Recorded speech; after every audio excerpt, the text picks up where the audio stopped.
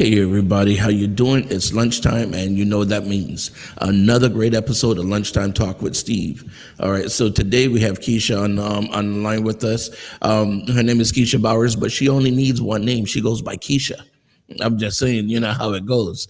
When you get to a certain status in life, you know, you have one name. Me, I still have like a whole bunch. Lunchtime Talk with Steve. I'm not there yet, but I'm getting there.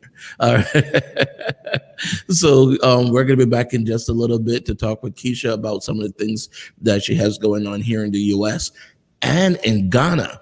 So, I mean, this is going to be a great episode because, I mean, this is like, you know, we're taking you way over to Ghana on this one. All right. Go ahead and share the link with your friends, your relatives, your favorite Facebook group, YouTube, Instagram, whatever. Just share the link. Let them know that Steve is on, and we'll be back in 2 minutes to talk to Keisha. All right, guys. I'll talk to you later.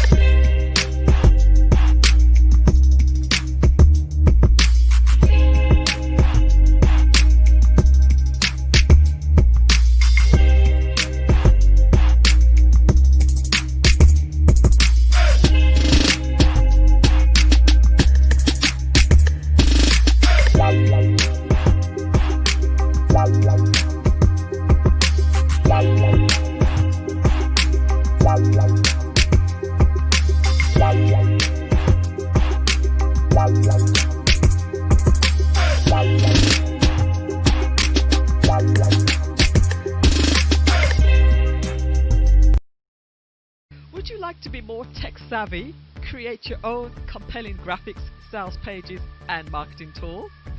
Would you like to effectively use social media to generate more leads? If the answer is yes, register for one or all of the 8-module digital marketing series. You will feel comfortable in a judge-free, nurturing environment as we get the work done. My name is Melissa Jane, and I am your tech trainer. Let me tell you about CCTV RX. With over 30 years in the security industry here in South Florida, they have proven themselves to be the first choice when it comes to security professionals. So whether you're trying to secure your home or your business, there's no other choice. Give them a call today for a free estimate. 754-213-2820.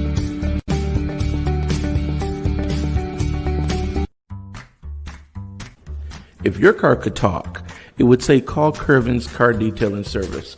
It's mobile and they can come to you no matter where you are in Broward County. Give Curvin a call, 954-549-8507, and tell him that Steve sent you. Baby, won't you take me there? I want some real good food to eat. I want shucking and jiving.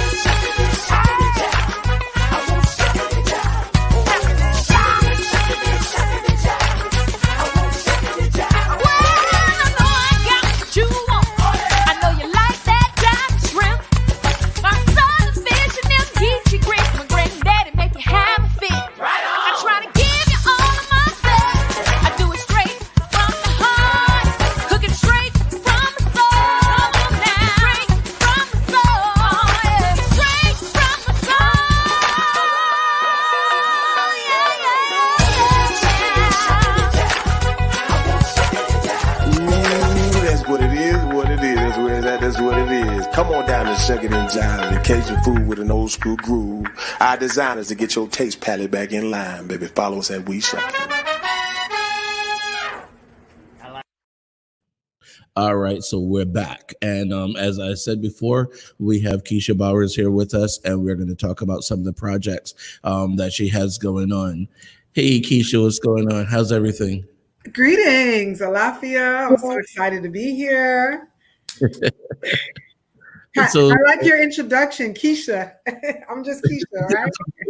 let's go by one name. You got Cher, you got Madonna, you got Prince, and you got Keisha. That's like one. I saw that you had my African day name Adjoa there as well. Yes, I was gonna ask you how to pronounce it. That's Right, how do Adjoa. was it? Adjoa. Ajua. Hmm. Okay, cool. I like that. I like that. So tell me first before we start getting into the things that you're doing in Ghana and the trips that you've taken to Ghana. Let's talk about here in the US and the things that you're doing, your business and your practice and things here in the United States, because I know the Ghana the piece on Ghana is gonna really take up a lot of time. So I really want to be able to make sure that we talk about some of the services and the business practices that you're doing here in the U.S. Um, Definitely. no, go ahead. Mhm. Okay, so my name is Keisha Bowers, as you mentioned, and I am actually here in the United States. I run and operate my own online virtual emotional concierge service. So I call myself a transformation coach, but I am a psychotherapist. My background is in clinical social work, and I took my understanding of emotional healing and wellness, and I created a platform where I actually help others who are adults heal from their inner child wounds and create inner child, freedom. And then in addition to that, I have a course, an online course, and it's called Healing the Inner Child from Pain to Purpose. We have a pleasant surprise because my husband actually just joined and he is really good with talking about Africa. So he's going to chime in when we get to that conversation. Okay. So right now, my website is mymovementsforchange.com. And I offer Reiki healing services there and online one-on-one transformative healing services. And then I have the course, Healing the Inner Child. So I'm excited about all of this. All right, that's great. That's awesome. And welcome, husband. He's a surprise. He surprised me. Remember, I mentioned it to him, and I was like, "Oh man, he has to work. He couldn't come." But he made a lunchtime stop for lunchtime talk. That's what I'm talking about. Yeah, man, that's how it go. All right. Welcome. I'm happy to have you guys both on the show. Oh, we Um, appreciate you. so tell me a little bit about well, first off, what made you guys decided that let's go to Ghana? What was the first thing that made you make that decision? Well, for me, I visited Ghana in 1998. Mhm. Right, so that's the first time I ever went to Africa, and the first time I went there, I fell in love. I literally fell in love, and at the time we were dating. We knew each other from high school, by the way, so we go Way back. way So back. 1998 is long ago. Yeah, long ago, right? So we know each other from high school. He went to Ghana and stayed longer. Like he Right. told me he wasn't going to come back. I was devastated. I was the girlfriend that was devastated because I was like, oh my gosh, he's not going to come back. What is happening in Ghana? That's so good. Yeah, so that was my first time falling in love, and just being there with the people and seeing the interaction with the people, and just seeing how our ancestors, where they came from in terms of the point of origin, in terms of the transatlantic slave trade. Majority of the slave dungeons are in Ghana, on the west coast of Africa. So just seeing the atrocities and the suffering that our people went through, and just knowing that we have a story beyond slavery, just seeing the great kingdoms and nations that they have on the continent, also in Ghana, it really opened up my eyes. As much as I was studying about Africa and everything, but actually physically being on the continent, being in the place, it replaced all the history books. I don't think the history books could do it justice, other than you traveling and seeing it for yourself. So from that time, that's when our journey started. And like I said, we've been dating, and then we were traveling to Jamaica because we had our parents are from Jamaica, right? Mhm. So we are first generation American, born here in the United States. So our parents are from Jamaica, so we have strong connections in Jamaica. So we travel back and forth to Jamaica. She was like, "Hey, I want to go to Jamaica. Jamaica is nice. I want to move back." I'm like, "Listen, we're not moving to Jamaica. Wait till we go to Ghana. You want to see what I'm talking about, and you're not going to want to move to Jamaica." So So It you was put me, her birthday, her 40th birthday. I won't put her you age put out. me all out there. It was my Well, on her birthday. birthday, I surprised her and took her on a tour to Ghana. We actually went to three countries. We went to Ghana, Togo, and Benin. Mhm. So we did a little West African tour. Yeah, right. Yeah, I Um, saw that on the website. Yeah, Right, yeah. right. So I went, and needless to say, I fell in love. He was absolutely right. Ghana has no violence. I mean, minimal, I should say. And in Jamaica, violence is a real problem. Um, yeah, I get sad every time I think about what's happening in Jamaica. And so he was right. Ghana stole my heart. Like I Right. definitely. So once she got to the continent, she fell in love just like I did. And then the journey started from that point because, once she was on board with the Mhm. decision that this is what we're going to do, everything just Started to fall synchronized and into everything place. just flow Right. fluid. So, question for you: how does that conversation go? You come back from Ghana, you sit down with her, and you go, "Listen, Keisha, baby, I want you to come over, come go over to Ghana with me." And she goes, "What are you crazy?" Or did she go, "Sure, no problem"? What? How did that? Well, you want to know something, and this is when I mentioned like the foundation of our Pan-African understanding. So even prior to him going to Ghana in 1998, both of us had that commonality where we come from a strong Pan-African. My father was a Pan-Africanist, and my father was a Rastafarian Pan-Africanist. So I grew up with a strong desire to go to Africa at a very young age. As a matter of fact, my father was supposed to take me in 1987. I was 10 years old. I'll never forget. He was getting everything together. We were going to Africa, and his mother passed away, and he couldn't do it. So for my husband to take me 30 years later for my 40, it was like full circle. You know what I mean? It was actually, it felt very divine and divinely ordered. So I wasn't resistant. I was excited. There were fears. I had irrational fears because they make it mandatory to take a yellow fever vaccine. Right. And I was thinking like what television tells me about Africa, that there's disease and there's these things. Honestly, I'm comfortable with putting myself out there because I was afraid, and I took the shot. I took the shot because I was like, oh my gosh, I got to get this shot. I got to get all these things for my skin. I went to Africa. There was no yellow fever. Mosquitoes did not bite me. As long as you protect, like nothing that I thought I was going to experience did I actually experience. You know what's so crazy that you mentioned that? I was just yesterday, my mom, my aunt, and we were a bunch of us. We went up to Okeechobee, Uh-huh. a city on the north side of Lake Okeechobee here in Florida, Uh-huh.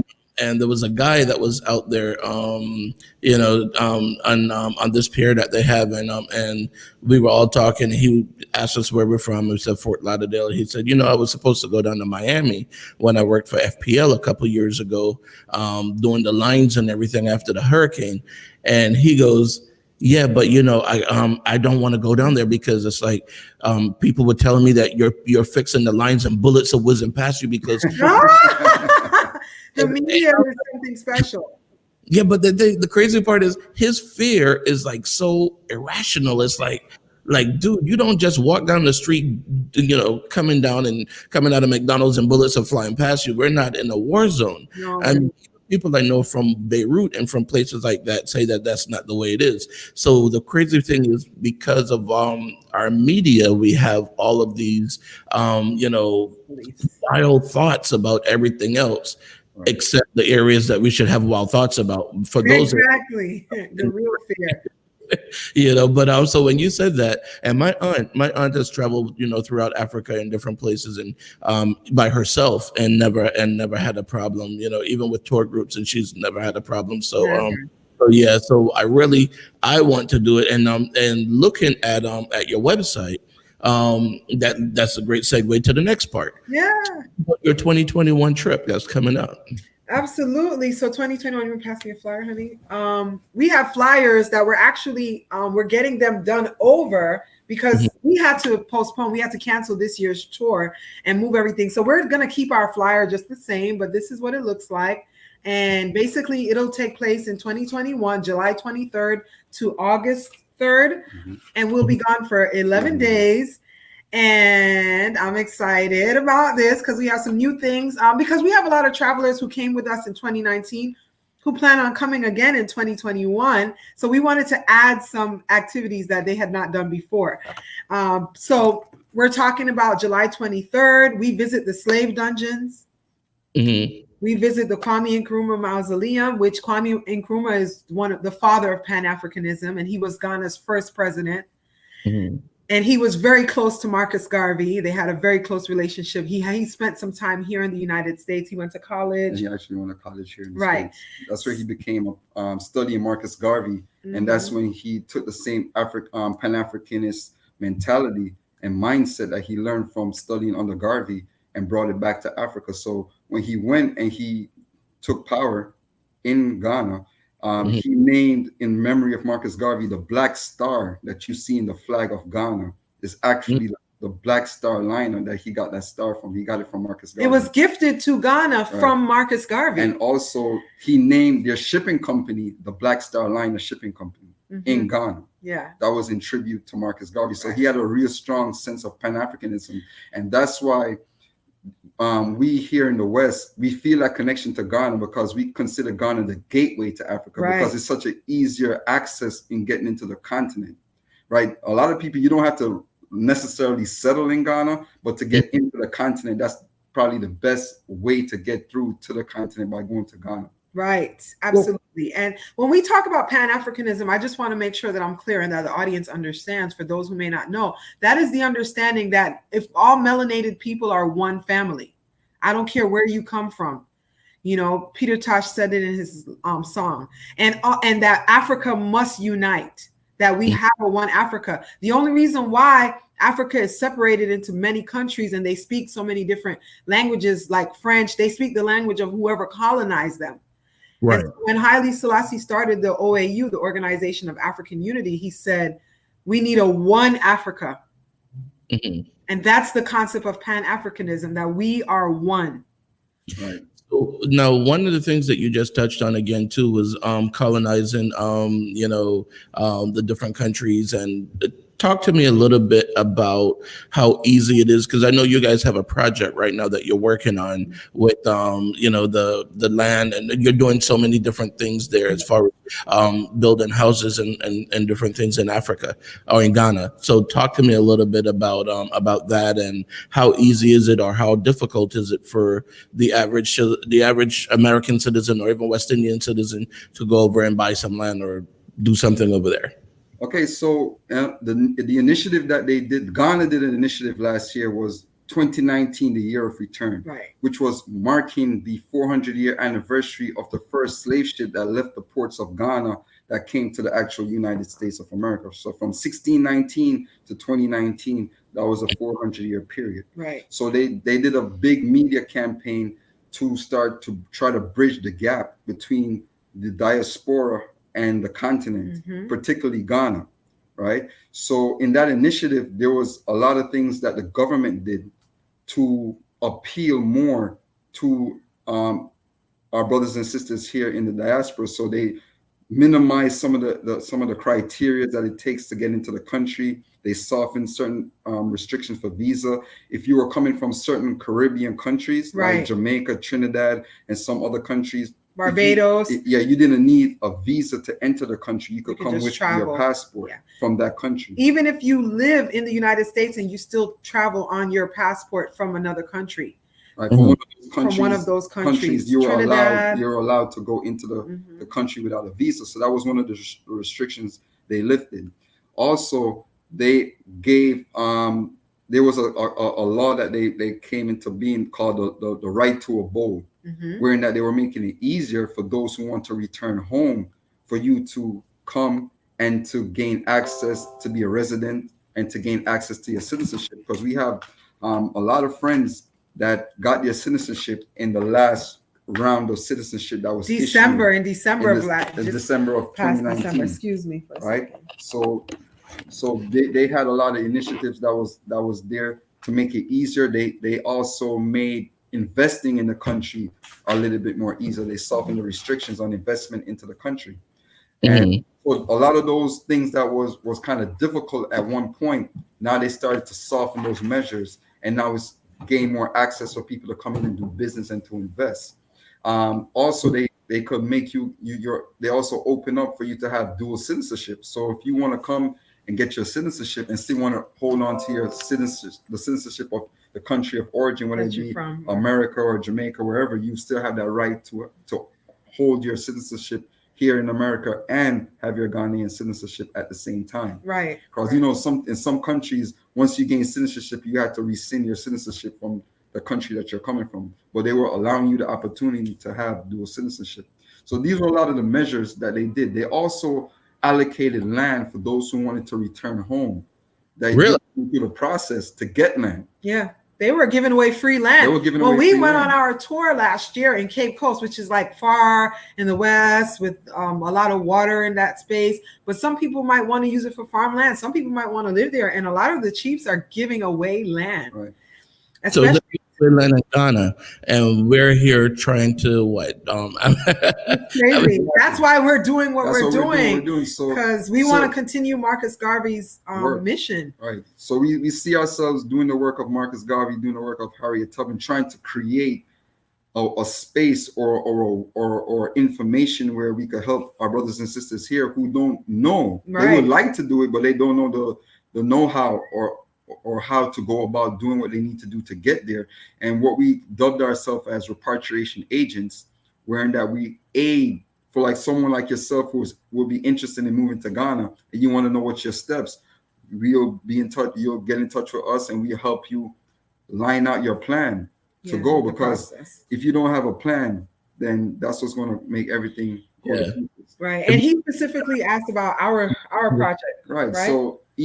So that being with the whole situation, because we personally, when we went, we bought land for ourselves personally. So we have our own personal land where we're building our house. Home. So doing that whole situation, we had people like friends and families and people that, you know, that we post and we show what we're doing. They're asking, like, hey, how we buy land, how we do this, how we do that. And then when we took our tour, we had a lot of people that was interested in purchasing property or purchasing land. So we spoke with our friend, a very good friend of ours, our business partner, actually, that we helped us to get the land that we have. I called him and said, listen, man, I have a couple of people that are interested in buying land. And he said to me that, listen, you see see what you had to go through to get your land. I would prefer you just buy the land, do the whole process. So when someone is coming to buy land, they don't have to go through the process to get the land, because there's a process. There's a lot. Right? Yeah, you have to. So what we did based on. So what would happen is you already purchased the land. You already went through all the red tape and everything. Right. And wanted it. I'll just come and buy it from you guys and cut all that red tape. Cut it out. So we did all the legwork. Yeah. Right? So right now we purchased 7 acres of land. Right. It's in New Gingo Pram Pram. New Ningo Pram Pram. That's outside of the city of Accra. So you're still within the city limits. Right. So it take you a good 45-minute trek in terms of driving to get into the heart of the city to conduct your business. But so you're kind of like on the outskirts of the city. So it's like nice. West Miramar to Miami. Exactly. You know? Right. Exactly. You know, Miramar to downtown Fort Lauderdale. Right. Exactly. So you still could gain access, quick drive, but you still out there like suburbs then basically. You know what I mean? Where you have the peace and tranquility. And we're like about 15 minutes drive from the ocean, so we still have access to the ocean as well. Right. So the phase we're now in the development phase. We just finished paying for the land. We just finished getting our indenture, which is the paperwork for the land. So now we're moving into phase 2 of our project, which is now we're clearing the land. We were supposed to actually be there in March to go through some, because of the whole coronavirus issue. We're waiting for the country to open up so we could go to the phase 2 aspect, which is clearing the land, meeting up with our architects, our civil engineers, our surveyors to start surveying the land, laying out the plots, staking out, doing our designs for the homes, because it's going to be a gated community. We're planning to build a gated repatriation community where it's 24 hours security, 7 days a week. Right. And you have access to a community center. You have community. It's all we're basically modeling it off of gated communities here in the States. You know, you come in through the gate, you got your community center, you got the gym, you got the pool. You know what I mean? You got a little office area if you want to come and do work. You got, you know what I mean? So we basically doing that work. And the reason why my background is I'm in construction for 25 years. I'm a master electrician by trade. I've been in a lot of projects from housing developments to high rise. I was the one when they did the Panther Arena. Our company was one of the electrical contractors on that project. And when we did the Lowe's in Miami, I was also one of the project managers on that project. So I have a lot of experience in building. And essentially, our plan is to have an eco-friendly building where we could have sustainable building in terms of when we're building. So we're even planning on, because in Ghana right now, they just legalized hemp farming in Ghana. We're just waiting for them to work out the intricacies of issuing licensures for you to get a license to start, but the law is already passed. So within the next couple of months, they should issue licensing for people to grow hemp for medical purposes. But what I wanted to use the hemp for was for industrial, because I wanted to use the hemp to do hempcrete, which is concrete, to replace concrete, which is more sustainable. That's a whole nother show. That's another show, Steve. Right? So don't let him go there with you, Steve. Don't let him go, Steve. Yeah. I didn't even know you could do that. Hemp concrete. Yeah, hempcrete. Yeah, it's called hempcrete. It's called hempcrete. If you YouTube, it's very sustainable. It's almost insulated. So if it's hot outside, it keeps your house cool. If it's cold outside, it keeps the house warm. So you don't need an AC unit. Here's a stupid question for you. If you like the concrete, do you get high? I mean, come on. well, it's hemp. Well, it's hemp. And if you know hemp, it's different because hemp carry a different strain of THC. It has a low strain of THC. And the hemp plant is what they actually use to make CBD oils and creams and oils and stuff that they use for. So you're getting all your nutrients. So you're gonna get a lot of that from your concrete, just like So I mean, you're inside of the room. So that's a really that's an awesome idea. No, hey, give me 2 minutes. I'm gonna be right back with you guys because I have to run a quick commercial break. All right. No problem. All right, we'll be right back. All right. Son las 12 de la madrugada, mirándome en el espejo.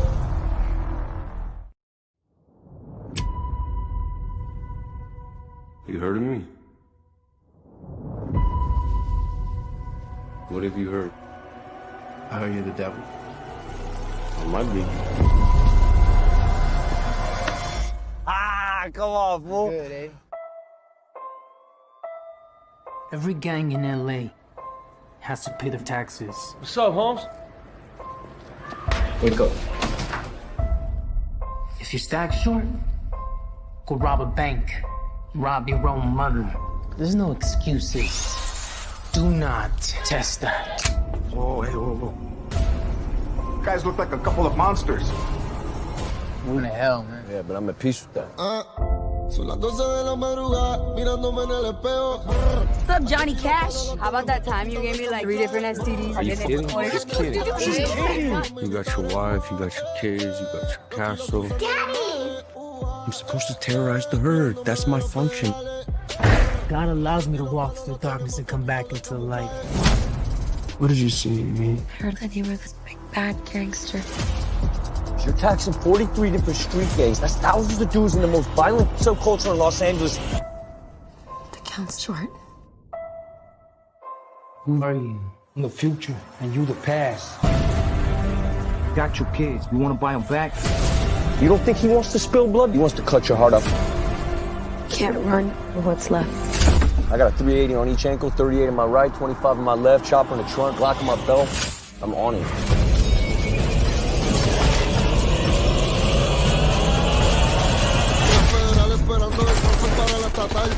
Took my kids, man. I'm riding with you till the wheels fall off. You're bad.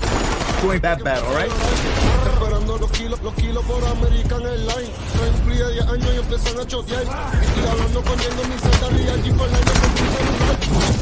Open your mouth. He'll splatter you brains out. I don't want that. I do. I want that.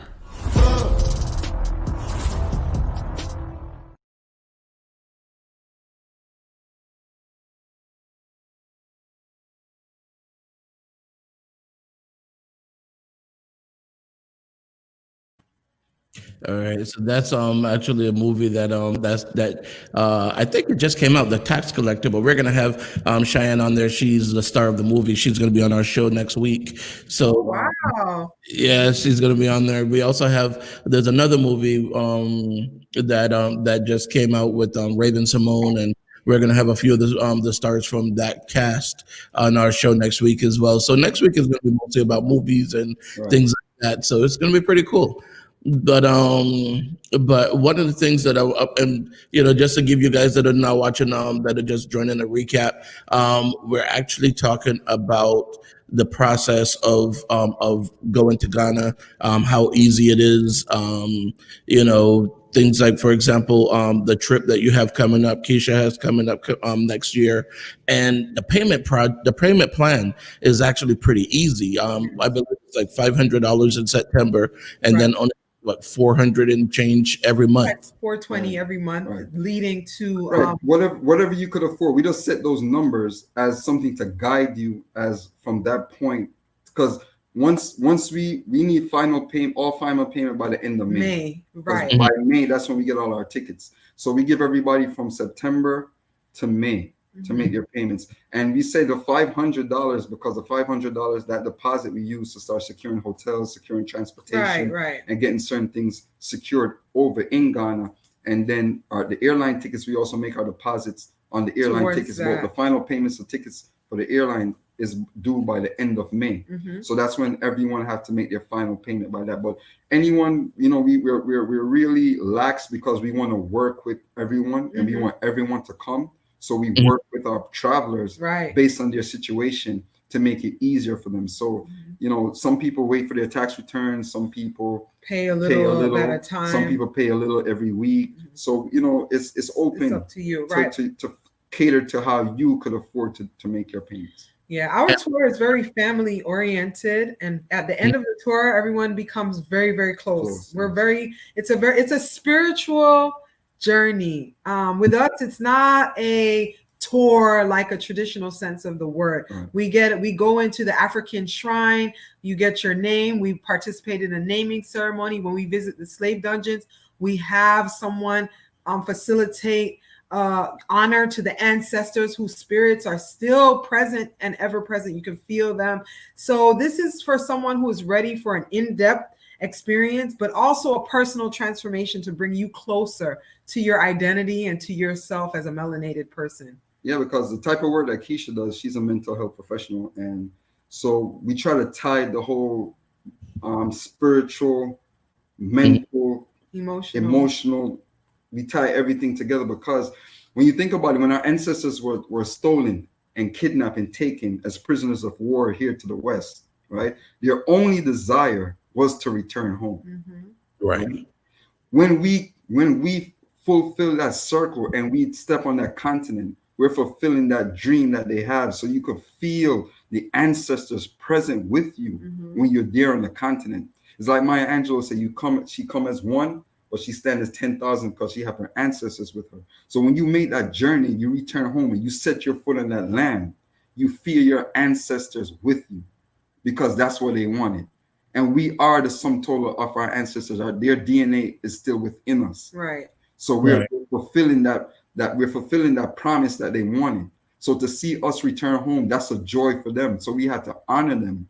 So we sit, once we go to the slave dungeons, we come back to the hotel, we sit and we have a circle where we try to discuss and process our emotions and our feelings, because trust me, it's very emotional. Yeah, when you go and you sit in that slave dungeon and see what your ancestors endured for you to be here, because we are survivors of them, right? And to see what they endured from the slave dungeons to the ships to come into the plantations till now, that we still enduring even till now. You and I are still enduring till now to fulfill that. Trust me, it pleases them. Beautiful. It's a beautiful thing. Very emotional. And everyone that I know that have been there, and they've been to gosh, I can't remember what it's called now. It's like the door of no return. That's Cape Castle, the Cape Coast slave dungeon. Yeah. Everyone that's been to that, they always tell me about how that one particular point brings them years. It's like to think that that was where the slaves got on the ship, never to see their land again. Yeah. Um, it's You can't turn back. There's no turning back. We also go to Slave River, which is where they take their last bath.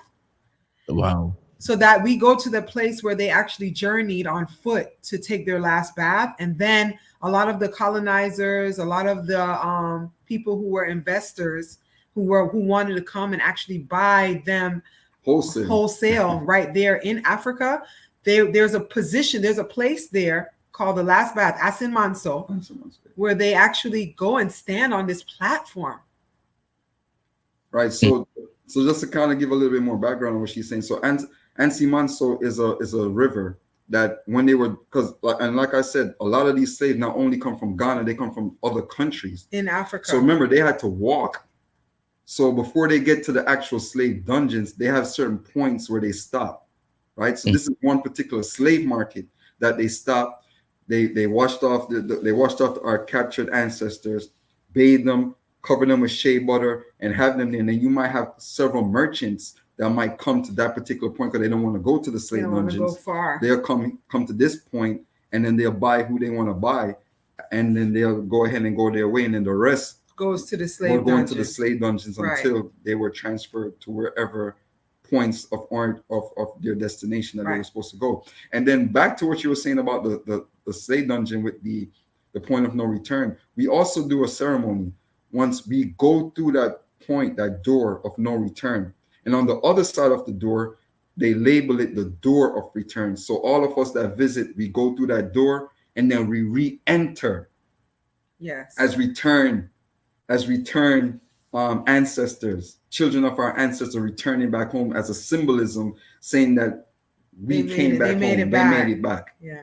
So that's part of a ceremony that we do with yeah. our travelers when we get there to kind of fulfill that symbolism, right, of us returning back as children of our ancestors that was taken away.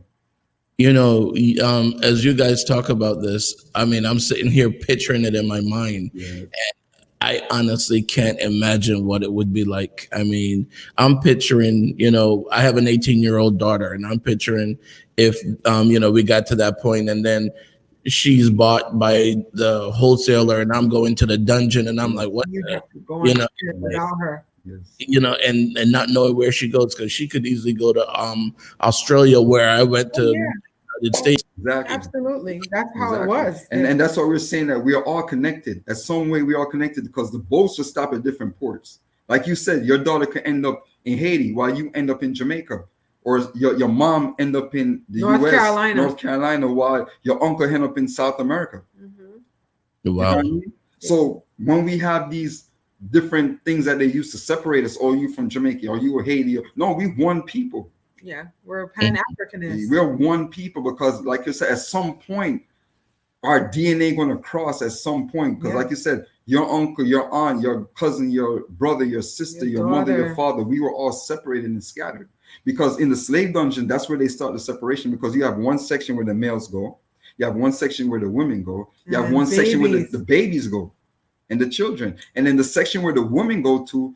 The people or whoever is in control of that particular dungeon, the head person, he has a staircase from his room down to the female quarters, and they go down there and they rape them.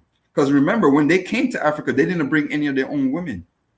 Well, we wouldn't even say remember, because they don't teach us this in the history books. When we went to the slave dungeon, they taught us that the colonizers did not bring one European woman with them to Africa, not one. Wow. That's why when Black women cry for protection in America, we need to listen, because it's an age-old problem. Yes. Black women have not been protected through history. Yes. Mm-hmm. Yes. You know what? I think we need to do another show on that too, because that's a different show. I cried when he said, when that man said not one European woman came with them. I cried. I sat there and bawled. They had to hug me. I bawled like a baby. I fell to the ground because I felt that to my core. That means they were raping us. Wow. Man, I tell you, I want to do that trip. I'm gonna see how things work out. For me to be able to do something like that in 2021 with you guys, because I would love to be able to do that trip. A lot that's going on now with with the whole pandemic and everything, and it's kind of things are up in the air. But I would love to be able to do something We like don't There's no know. definite. We recommend this trip. We saying just like in Islam, all members who are Islam, they had to make one trek at least one time to Mecca, right? Right. They had to do their Hajj. I think all melanated people, all black people in the diaspora need to make one trip, at least one. You know what? There was I saw something on Facebook a couple of months ago, and I don't know. Correct me if I'm wrong, but it was saying something about where there was a group that was paying for teenagers to I come. saw that. Is that a true thing or what? You know what? We have a good friend who went with us to Ghana in 2017, Nunu. Yes. He's actually an ambassador Sure, for that for that, project, yes. and he's the one who I saw posted. So if he's involved, then I know there is some truth. I just don't know how much is taken Intricacies, off, yeah. right? Like maybe they're still trying to work it out because I haven't seen any evidence of an actual trip yet. Mm-hmm. So, but apparently they're getting the pieces together. Right, and the brother that she said that's the ambassador, we traveled with him. Is a good brother. He's amazing. Young brother. He's Right. very Nunu. He's very Pan-African minded. Gregory Neely, that's Yes, his name, yes, Gregory he- Neely. and he's doing a lot of work. So He's there we in support Ghana, our and brother, he's an ambassador for that project, and he just shared that with us. So it's funny you should mention it because he literally just sent us something like last week of his involvement in that project. Give him my number and tell him to hit me up on WhatsApp. We will, Okay, we will. That and I could get him on the show, because if that is an actual project that's going on, I would really like to have him come on and talk about it and talk about how some of our younger generation can take advantage of this so that they can see it, because Absolutely. for us to see it at, like me, I'm 50. So for me to see it at 50 and for you to see it when you were 40, I mean, that's great. But imagine if you had seen that when you were 20. Exactly. Well, we took our 16-year-old. She's 18 now. She's going to be 18, but we took her when she was 16, approaching 17 last summer. Mm-hmm. And that was a humble honor to experience, to watch her go through it. I was so thankful. I told myself that I've achieved my life purpose if I was able to take my own child to Africa and experience it. It's worth it. It's worth it. Yes. And one of our initiatives that we're working towards is that we want to work with colleges, especially all the black HBCUs and student unions, to see if we could start working to get college students to go, because we have 3 orphanages that we adopted and we sponsor. There, right? Yeah. They're Yes, Africa, in Ghana, absolutely. Ghana. We don't do a good job. I have not been Right. able to really invest in promoting what we're doing with the orphanage, but on our Instagram page, we just sent off 2 barrels of clothing, hygiene products, non-perishable goods to one of the orphanages. We send them money all the time. We just don't have a nonprofit at this point. So everything that we've been doing, it's just like word of mouth, friends, family members. We've already gotten clean water in one of the orphanages. We made like $3,000 already to help with the clean water over there so they can have running water that's clean. Right. We've been doing a lot of work. So anyone that wants to help out or anything like that, they can just look you up. Right. We have a GoFundMe too. We have a GoFundMe page with all the video footage. Last year, we made a mural on the campus. Next year, when we go, we're asking the universe to allow. We're going to be painting the quarters where the children live, because they don't have a foster care system. So these are children. They believe in communal living. So these are just children that are found in the streets in the city. And this woman, Naneya, who is, like my spirit mother there, she is the director of this orphanage, the Trinity Home Foundation. Right. And what she does, she go into the city and any kids that's homeless in the city that don't have a home, she take them and bring them to the orphanages. Yes. And she has a school there, so we support the school, we support the orphanage. So she's doing a lot of work, and we do our best to support her. Right. And one of our initiatives that we were doing this year, which we're going to do next year, is we're doing a call to artists, where now we're asking any artist that's here to submit a painting that we could do a silent auction there in Ghana, and the proceeds from that will go to the 3 orphanages that we sponsor. Right. So those are some of the initiatives that we do. Like you said, you go to our GoFundMe, we sell T-shirts where you can buy a T. It's not like we ask on our for website, money. not the GoFundMe. On our actual website, we sell products, and the funds that we earn, it goes towards giving back to the orphanages. Right. So that's what we do. But we actually now are working on our NGO there in Ghana. So we're setting up our NGO. We actually today our business partner there, we just sent him all the information so he could go ahead and start the process for us. So when we get there, we could finish it up. But we already working on that project in terms of getting our NGO, which is a non-governmental organization, which is the same thing as a 501c3 nonprofit organization here in the States. And we were planning on doing one here, but because we're getting ready to leave, within the next year, we should be leaving the United States to live in Ghana. So we decided not to set there we go. Here. Yes, that's one of the orphanages. That's That's a Good Shepherd. Yeah, that's one of the orphanages. Yeah, that's the children, and that's one of our tour travelers who's beside me, because she wore the clothes she had on her back. She left. One of the teenagers walked up to her. He said, "I always dreamed of having an Adidas sweatsuit," and she took off her clothes and gave it to him. Wow. Yes. So what we do with our participants, we go to the orphanages with our participants so we spend a day with the kids. So out of the tour, we do one day where we go to the different orphanages, and we interact with the kids. We do our murals. We also bring donations. So we always ask our tour participants if they could bring like sanitary products or hand sanitizers or school supplies. So we do a lot of school supplies donations there. Oh yes, and we have to give a shout out to Nana's Village in Miami. Yes, because there's an elder in South Florida now who's an Akan priestess. Her name is Nana Botnama, and her daughter Naima, and they've actually been giving us book bags every year, with materials with school supplies. Yeah. So we took over like 50 book bags. Yeah. Backpacks. The thing is, and not to take away from what Oprah's doing, because I applaud what she's doing. Definitely, we really, the world, the universe appreciate what she's doing. Right. So many others like you that don't get the recognition of an Oprah, because you don't have that same what do you call Yeah, no, it's silent. We've been silently.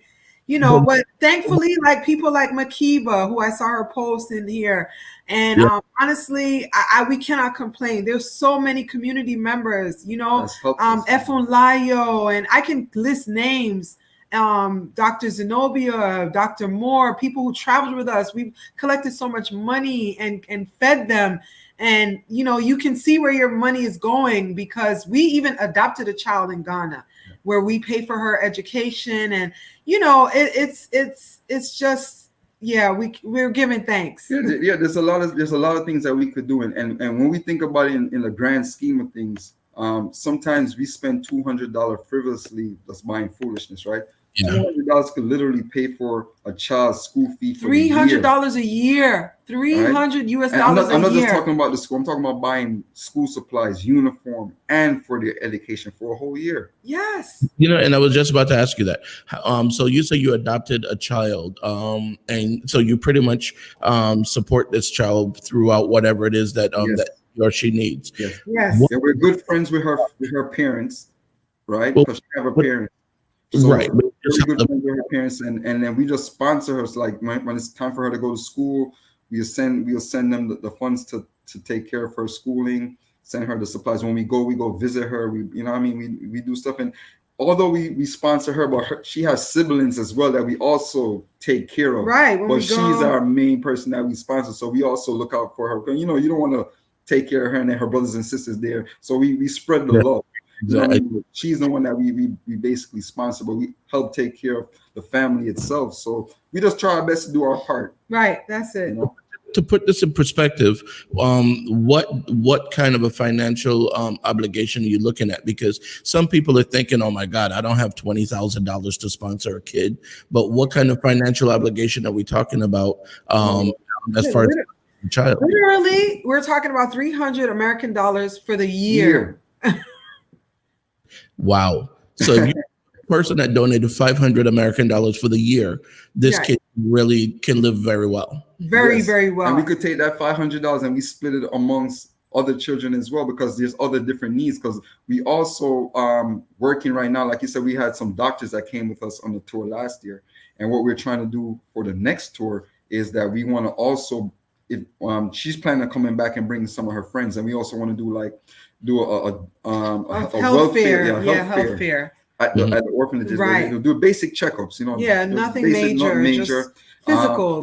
We bring medical supplies, not bandages, things that they could do, general medical stuff, bandages, gauges, certain basic first aid materials, right, so they could have there. So we're working on that initiative. That's one of our next initiatives that we're planning on doing. I mean, when we went last year, we traveled with Dr. Zenobia Myro. She's a local PCP here. She's actually my PCP, and she actually brought materials. She brought because basic things like antibiotics and Neosporin. When you get a cut, they need those things, and she brought some and left with the orphanage so they can have like a basic first aid, because there are about 30 children that reside in the orphanage, but there's like 100 altogether that attend school.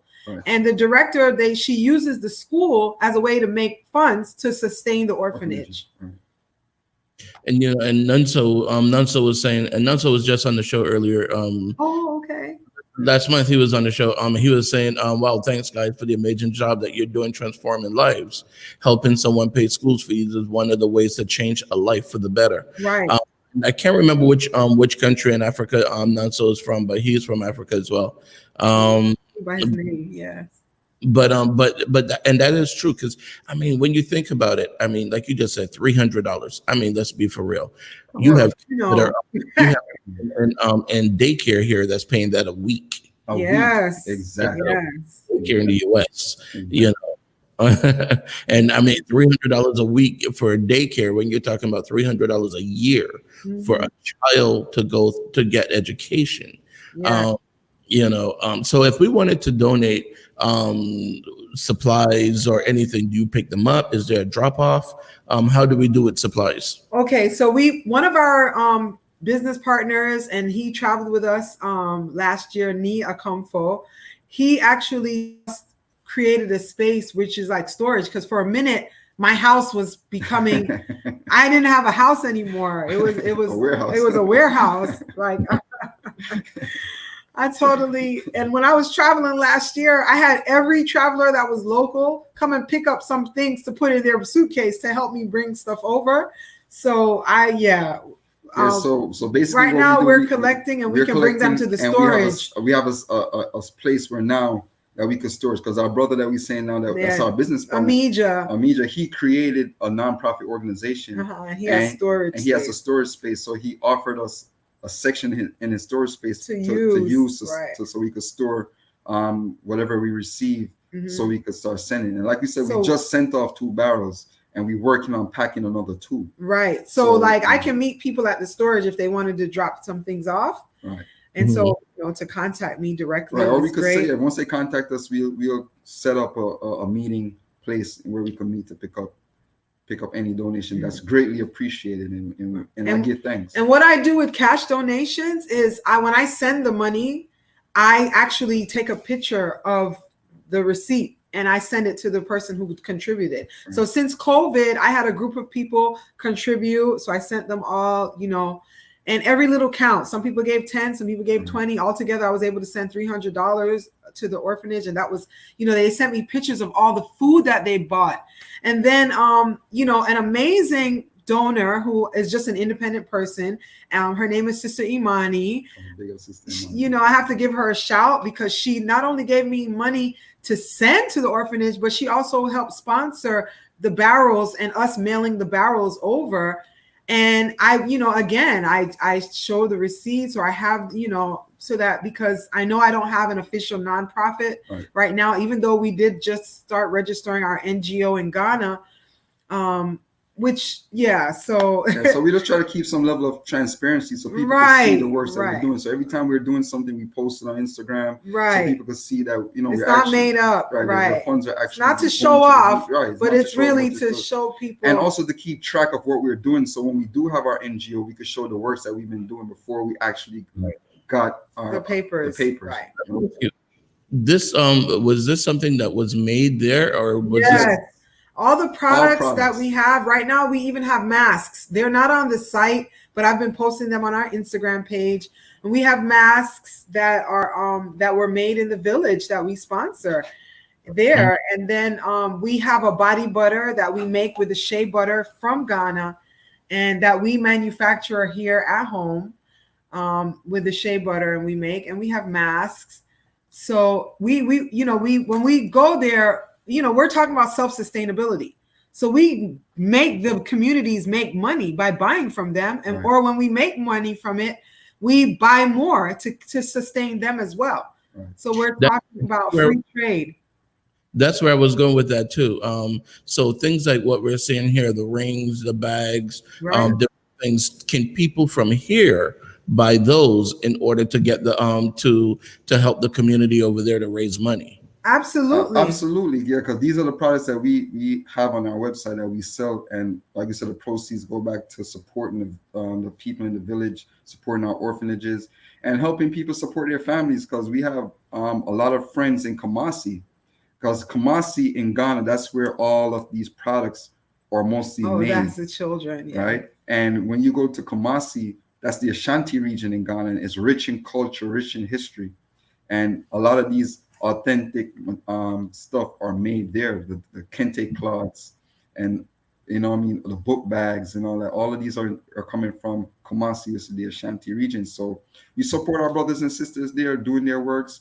Well, that's when we went to Benin. That's another story. That's a spiritual shrine in Benin. Yeah, that's when we went to Benin. Yeah. So So we're doing our best to bridge the gap, because we also started we was hosting events when we came back before COVID, called Let's Talk Africa, where we was using that platform to spread the message and spread the word of the works that we're doing, and to aid people into returning home. Just to teach the basics. To teach them the basics, what you need to do to travel, how to get your visa, all of that. I mean, what's the different areas you could go into, and kind of giving them a preview of what they need to do if they want to travel. If they want to travel on our tour and they want to travel by themselves, we help them out, and giving them information. Because the greatest thing to do is to give information. Once you have information, that you could build on that and take that. That's at the orphanage. That's the one in Tutu Akropem. Yeah, that's in the mountains. Trinity Foundation. That's the other orphanage. So you have Good Shepherd, and then you have the Trinity Foundation. So that's the one. She's the one that's sitting in the chair. Right.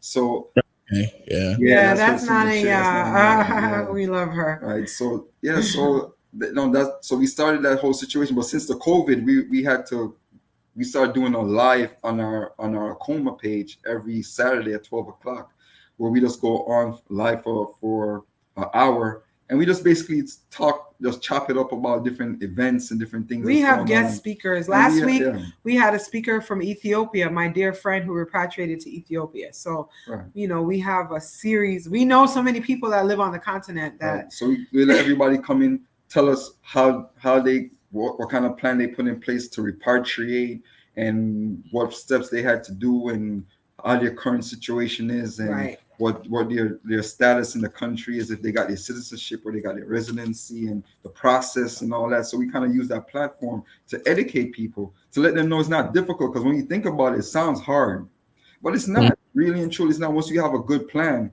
in place, then there's nothing to fear. And like what I learned from Les Brown, one of his things, he's saying fear is false evidence appearing real. So it's all in our head, So once we get past that, we can push forward. Hey, and the cloth behind you, is that a quilt, or is that that's a mud cloth. Let's show him. That's a mud cloth. They made this for us in Kumasi. My father's name is Aya, and my father passed away, and I was very close to him. And I mentioned earlier that much of what I do in Africa was a byproduct of the seed he planted in me. His name is Aya Bowers. Ironically, his birthday is on Wednesday, 2 days from now. And we found out that in Ghana, they have a series of Adinkra symbols. I don't know if you're familiar with like Jinyame. No, I'm not, but I'm sure I'm gonna get familiar with them. You will, right. So each of the Adinkra symbols have a significant meaning. Everything in Africa is driven by proverbs. They speak in proverbial terms too. It's like, you know, it takes a village to raise a child, or one hand can't clap, neither can one foot walk. These are all proverbs, and they have a proverb for every situation. So the Adinkra symbols are like almost like proverbs. So Jinyame means only God, or God is supreme. There's no higher than God, right? But Aya, which is the fern, we found out is actually an Adinkra symbol. It's an Adinkra symbol, and it means to persevere and one who can survive in any situation. And my father was definitely that person. He was very, very strong spirited. And if he wasn't strong, I wouldn't be here doing this. That's how strong he was, that in his death, he is impacting my life more than when he was in life. You know, and even our NGO, it's the Aya Global Foundation. And Aya is an acronym for, we literally just applied for the NGO, but it's for youth in Africa. You know, the advancement of youth in Africa Global Foundation, Aya. So everything I do is in his honor, always. Anything to do with Africa. I love talking about the root of all of this, because if it wasn't for my father, I wouldn't be here. Right. So the backstory is we went. She was telling the story of her father and how she, how he impacted her life and this and that. And then we have a good brother that makes mud cloth, because he always comes and sell mud cloths, right? So he told us, and he said, okay, you know that Aya is an Adinkra symbol. I'm going to make you a mud cloth with Aya on it. And lo and behold, we went, and he sure made it for us. It's nice. I like it. I mean, I really like it. It looks really nice. Yes, I love it. So when you hear Beanie Man say, yes, Aya. Yes, Aya. They listen. My father loved any song that had the name Aya in it. It was just, it's known. You know, you say that. Yeah. And then this is also that was made for us. This is woven. They use the mill. Worn by the chiefs. The chief cloth. That's worn by the chiefs. Only the chiefs really get the cloth. That's something like what this gentleman is doing right here. Yes, he's on the machine. Yeah, they weave it. We go to the weaving village, and you see them actually weaving, and you'll get a chance to sit and actually weave and do your own kente cloth during the tour. During the tour, yeah. Right. Man, you're gonna love it, Steve. And I wish I could continue talking to you guys for another hour or two, because I'm telling you, it's like I got to get you guys back on the show. We got to talk a lot more about we have history information, so yes. Yeah, we definitely have to talk more about it. But real quick before you go, I also want to talk to you about healing the inner child. That's actually a big thing that we really have to start. We have to start looking at as a community. So talk to us a little bit about that and. Well, briefly, because I do have a session starting with a Transform Me as well. But the inner child is that part of us that feels insecure, unsafe, low self-worth, feelings like we're not good enough. It causes us to compete with others and put ourselves down and self-sabotage. It causes us to procrastinate. And it is not healing or helping our growth if we ignore that little child inside of us. And the work that I do with healing the inner child, in particular with my course, is I walk my students through the process of identifying their inner child, identifying the emotional trauma that we've normalized, the things that we think are normal, like growing up in an environment where you had to be unseen to get love, or you had to minimize yourself to get love. Growing up in a family where there was a lot of criticism and ridicule, you might think that's normal and that's just how your parents were. But in real life, it was damaging, it was toxic. And many adults are still going through the emotional abuse. And because they haven't identified their inner child, they have not taken the time to heal. And that's what the work is about. That's what healing the inner child is about. It's finding who that child is, finding the trauma that they've been through, and then learning how to restructure the brain to start the healing process. Because we don't realize how much it affects us, because no, we don't. same thing that we accept as children because we didn't have a choice. We start to accept as adults. Yes, And we do. look for that approval as adults. And one of the biggest things is women always say, "Does this look good on me?" That's a part of that inner child struggle. If you like it, it shouldn't make a difference what I think of it. And I talk about how the inner child affect our romantic relationships because so many women bring their pain bodies into their relationships. Men too. And so do men. Yeah. So do men. Now, my course is specific for women. My course is specific for women. It is definitely because I talk about tapping into the divine feminine, but we're working something out for the brothers. Yeah, because I'm always crying. So listen, I got my inner child that I'm working through, so we need one too for the brothers. Right. You know, because like you just said, one hand can't clap. So if the woman one hand cannot clap. And I think and to be honest with you, I think that's what's destroying a lot of our Black families is because we and not just and I'm going to try to bring this into it as well because a lot of the inner child issues that we suffer from, right? When you check our DNA, this is coming from our ancestors coming down because that same inner child wound, us seeking to be validated, is almost the same thing as Black people or melanated people trying to seek approval from these Europeans. From white America, right. Yeah, we still seeking that approval. It's the same dynamic. It's the same dynamic. So we have to heal that so we could shift that energy so we could start taking accountability and owning our power. And owning our power. So the course is called Healing the Inner Child from Pain to Purpose.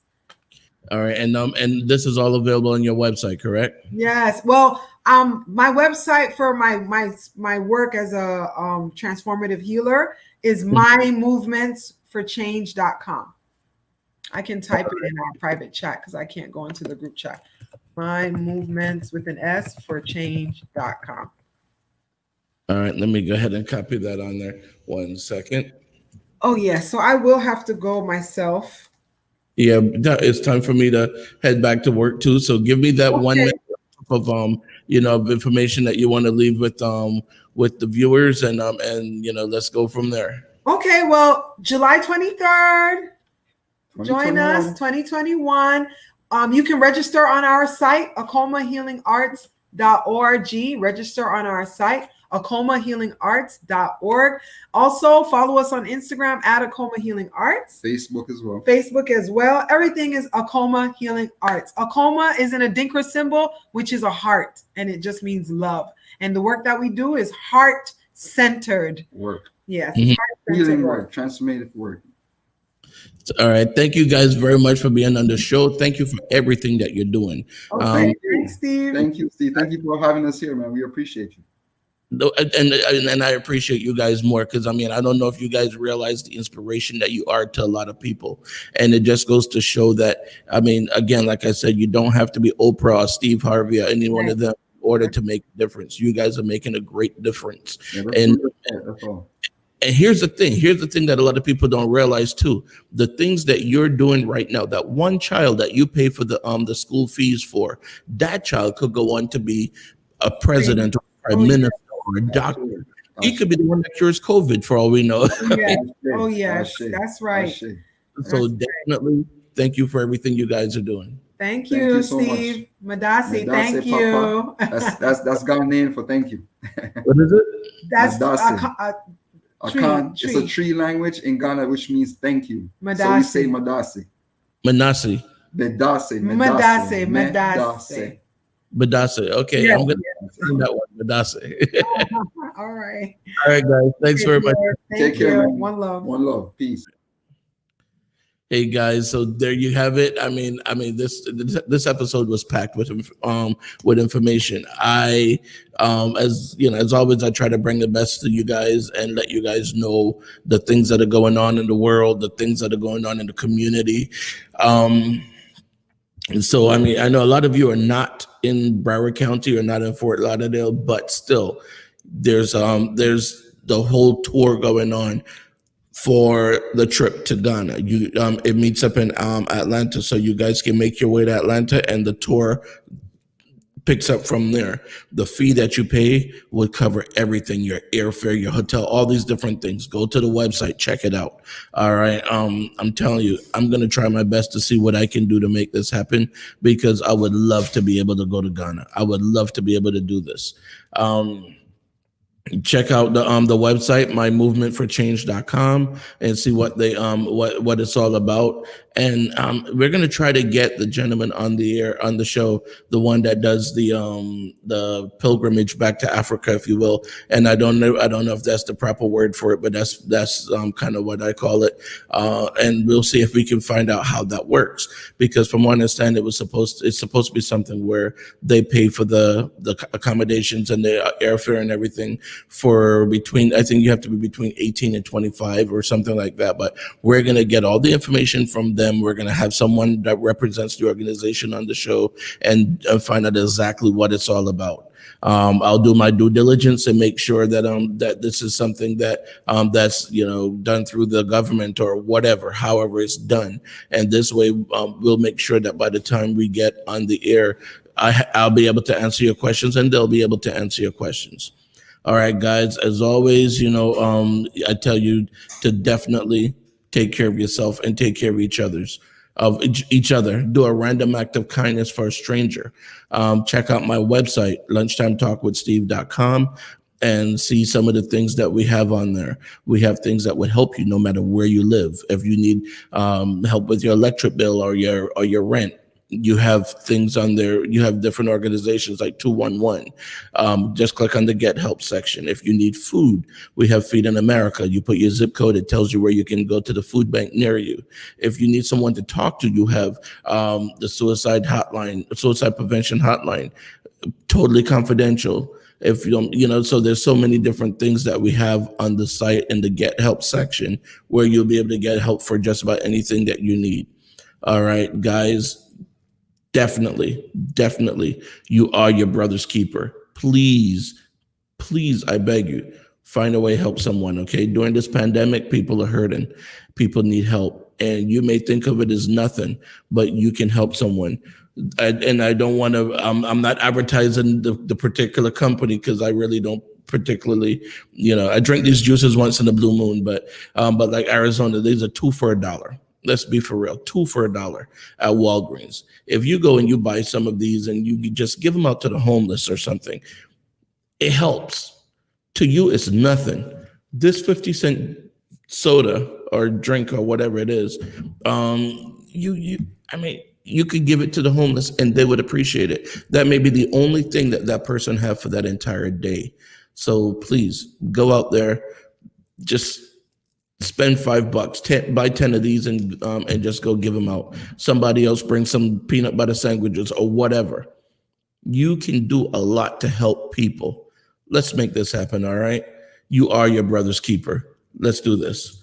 All right, guys, as always, I thank you very much for watching. I thank you for everything that you do. Keep the comments coming. Keep the suggestions coming. If you want a book to be on the show, go to lunchtimetalkwithsteve.com and definitely book it. We will be, we're always accepting interviews, and no interviews are turned away. I don't care what it is you want to talk about. We will give you the platform to talk. But just remember that our audience is also interviewing you, so you have to be able to take the comments and suggestions as well. All right, guys, thanks very much. I'll talk to y'all tomorrow. Until then, take care of yourself, take care of each other, and do a random act of kindness for a stranger. Peace, people. Let me tell you about CCTV RX. With over 30 years in the security industry here in South Florida, they have proven themselves to be the first choice when it comes to security professionals. So whether you're trying to secure your home or your business, there's no other choice. Give them a call today for a free estimate. 754-213-2820. If your car could talk, it would say call Curvin's Car Detailing Service. It's mobile and they can come to you no matter where you are in Broward County. Give Curvin a call, 954-549-8507, and tell him that Steve sent you. Baby, won't you take me there? I want some real good food to eat. I want shucking and jiving. I want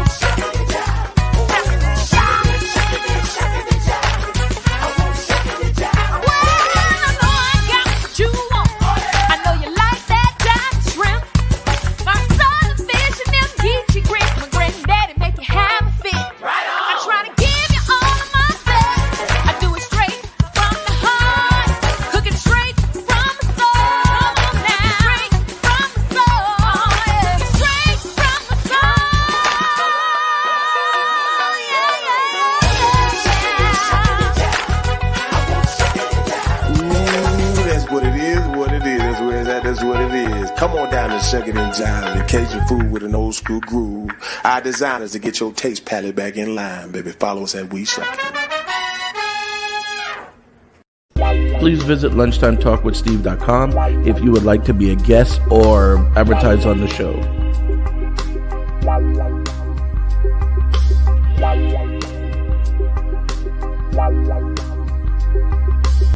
If you're interested in any of the products or services you saw on the show today, or if you would like to be a guest on the show, please visit our website, lunchtimetalkwithsteve.com.